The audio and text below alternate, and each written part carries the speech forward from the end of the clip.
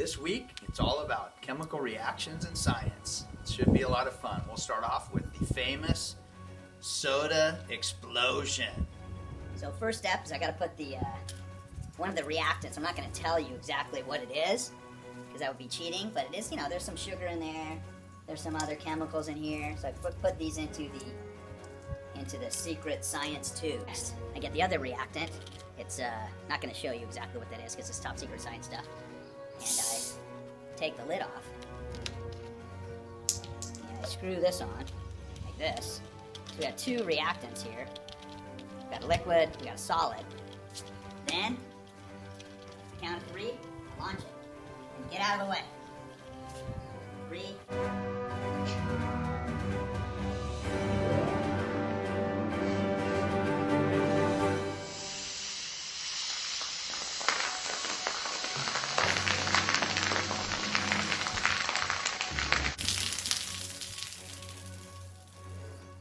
It's good science, chemical reaction. So what you had, the reason we know there's a chemical reaction there is because we had two reactants and they formed a brand new substance. We had a solid and liquid, and you could see that it formed a gas. So that was a sign of a chemical reaction occurring. Wait, you weren't filming that. I'm not supposed to be drinking a lot of sugar. One of the great things about science, it's a good science experiment when even your dog likes it. Second experiment, it's going to be about tarnish. So we're going to see a rust or a color change. Taking these steel nails right here, I'm going to rust them over a couple days. You can do that at home. And then, also, I'm going to take other steel nails. You can tell that they're silver. And I'm going to be putting them with copper. And we're going to actually see a chemical reaction take place between the copper and the steel. The iron and the steel. And you'll see that reaction. These iron steel nails, and I'm going to rust them by exposing them to some water. So I'm just going to follow that over the course of a few days. We're going to see if they tarnish. Because if they tarnish, we know that there's been a chemical reaction between the metal and the H2O, hydrogen, oxygen.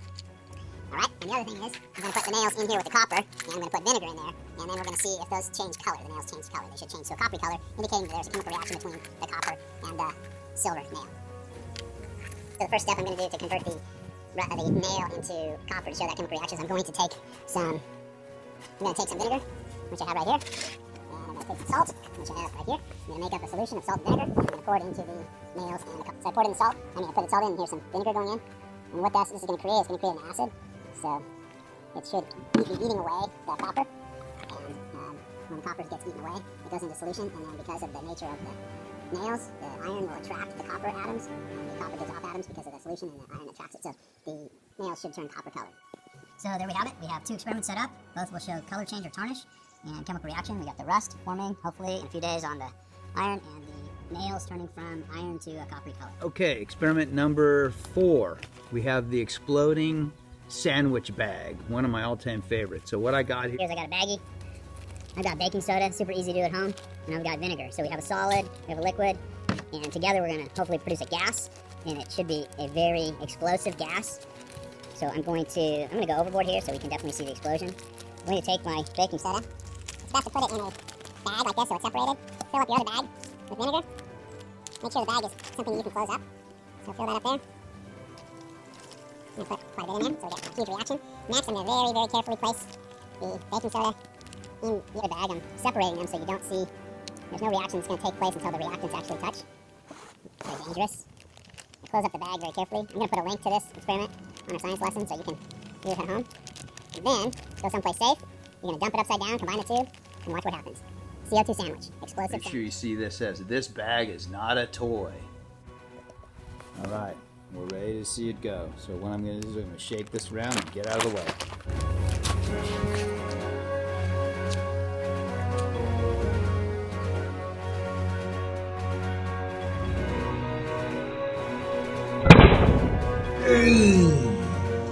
CO2 sandwich explosion. Alright, next experiment is going to be another sign of a chemical reaction taking place is when there's a heat change. Either temperature is lowered or temperature is raised. So I'm going to use this cup. I've got a thermometer. Again, I'm going with the baking soda and the vinegar. So we know that there's going to be a chemical reaction, but we want to find out what kind of temperature difference there is. So first thing I'm going to do is I poured the vinegar into the cup, and I'm going to measure the temperature of the vinegar with nothing else in it. hold that up close. Take 2. The digital thermometer was only for humans, so it didn't register a temperature below 90 degrees. So I got the old school thermometer. This probably has mercury in it. Let's see the numbers there. So I'm going to go ahead and use this one to measure the temperature of the. Use this thermometer to measure the temperature of the vinegar before I add the baking soda. Poop. This is also for a human. It only goes to 96 degrees at the lowest, so it's not going to work. Alright, since I don't have a thermometer, I'm just going to go old school. I'm going to put my finger in it. I'm going to tell you guys how hot or cold it is. So right now it's kind of chilly. Maybe, I guess it's about 70 degrees on that. Now I'm going to add the baking soda. I'm going to add a little bit at a time because I don't want it to bubble up. And see the chemical reaction there? So I'm adding it. You can see the gas forming, so you know there's a chemical reaction, but on this experiment I'm really looking for heat. Changing heat to indicate temperature rather than gas being formed. So let me add some more baking soda. I could add too much there, then overflow. Make it a mess. You can do this at home, just do it outside, or get your parents' help. So once that reaction is finished, I'm going to put my finger back in it, and it should be, my hypothesis is it's going to be colder than it was before. I wish I had a thermometer to tell you for sure, but I don't. So here we go, I'm going to put my finger in it. Feels a little bit colder, I think. There's 2 terms for this, endothermic or exothermic. Exothermic gives off heat, endothermic means takes in heat. So a great example in real life for these chemical reactions is a hot pack you might have if it's on a cold day, if you're skiing or something, and also a cold pack. If you're playing soccer, you get hurt, coach will come out there, break a pack, and the substance will get cold because the chemicals are reacting. So yeah, I think this is definitely getting colder. All right, we've done a few examples of evidence of a chemical reaction. We got gas, we're doing tarnish and rust, and we've done change of temperature. Now let's do change of color. Anytime there's a change of color, we know that a chemical reaction has taken place. All right, here we go, color change experiment. What we got here is we got test tubes. I'm going to put a couple drops of this clear liquid. Where's the liquid? This clear liquid here, it's called sodium carbonate. I'm going to put a couple drops into that test tube. All right, 3 drops in there. I'm going to put a couple drops of this. It's called phenolphthalein indicator. Whoops. A couple drops in there. And then I'm going to pour vinegar into the cups. Put a few drops of vinegar in test tube number 3. So now I'm going to combine those and see what. Alright, so I'm set up. I'm going to go ahead and put some water. I just got this from the tap. Put some tap water into the first test tube until it's full to the line. Time for color change. So I've got 3 clear. I've got 1 test tube totally clear. Clear material. I'm going to pour it into the second test tube and look for a color change to see if a chemical reaction occurred.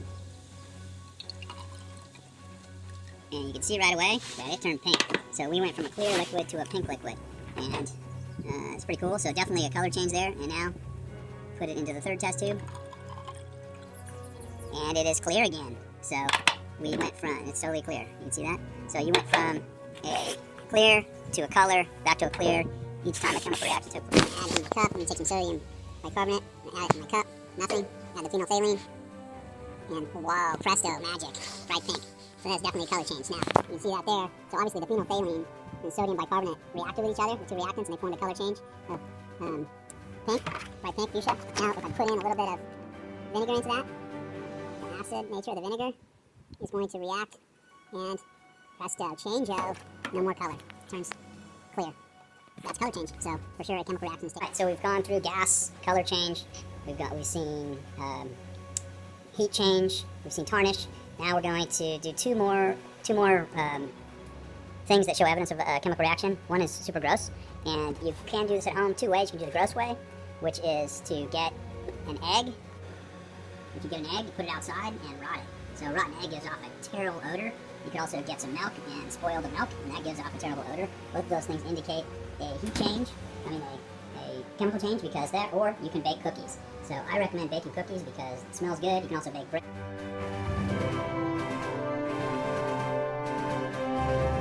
Any kind of baking that gives off an odor does show an indication of chemical change. And finally, for chemical change, I think that the last indication of chemical change is something called a precipitate, where you take solutions and it forms a solid. So this is a fun one to do at home. I'm going to post a do-it-yourself precipitate experiment about making a solid out of a solution. It's called rock candy. So you take some sugar, you create a sugar solution, and then you follow the directions and leave it for a couple days, and you're left over with a really awesome treat that is solid. So you're taking solutions, and those 2 solutions chemically combine and form a solid, and it's something you can eat. So highly recommend you try that for extra credit. Do yourself honors, make some rock candy at home. Share it if you want. that that's chemical change. So we got indicators of chemical change again, our gas, light. Oh, we didn't do light. Well, the other thing you can do is glow sticks. So I'm posting something about glow sticks. You can also light a candle. Both of those show a chemical reaction taking place because it gives off light energy. So you've got also fireworks. If you have fireworks, go ahead and shoot those off into the sky. So light, heat, precipitate, color, gas, it's all chemical reactions. Hope you have a great week. Keep it real.